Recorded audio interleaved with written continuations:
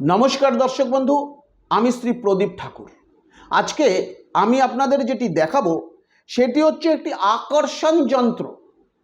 অর্থাৎ আপনি কোনো কলেজে পড়েন, কোনো স্কুলে পড়েন, একই সঙ্গে অফিসে যান, আপনি আপনার অফিসের কাউকে ভালোবেসে ফেলেছেন বাট বলতে পারছেন না। আপনি চাইছেন সে যেন আপনাকে আগে প্রপোজ করে, বা আপনি একটি পেশার সঙ্গে বহুদিন যুক্ত হয়ে আছেন, ওখানে কেউ আপনাকে সেইভাবে দেখছে না, চোখে দেখছে না, কোনো পদোন্নতি হচ্ছে না। কি করবেন? সহজ সরল একটি যন্ত্র আমি আপনাদের দেখাচ্ছি। এটি হচ্ছে একটি আকর্ষণ যন্ত্র। এটিকে বলছে একটি আকর্ষণ যন্ত্র। দশকর্মার দোকান থেকে একটি ভূর্জপত্র নিন এবং ঝরে যাওয়া কোনো কাগের পালক দিয়ে এইটিকে অঙ্কন করতে হবে। অঙ্কন করতে হবে এটিকে কিন্তু পান গাছের মানে পান পাতার রস, খয়ের দুটো মিশিয়ে যে কালিটি তৈরি হবে সেটি দিয়ে কিন্তু এটিকে অঙ্কন করতে হবে। যেখানে যেইভাবে লেখা রয়েছে এইভাবে এটিকে লিখবেন। এখানে নাম, যদি কোনো মেয়ে হয় তাহলে এখানে সেই মেয়েটির নাম, মেয়েটির মায়ের নাম, যদি মেয়েটির কোনো ছবি থাকে এখানে ছবিটাকে দিয়ে দেবেন।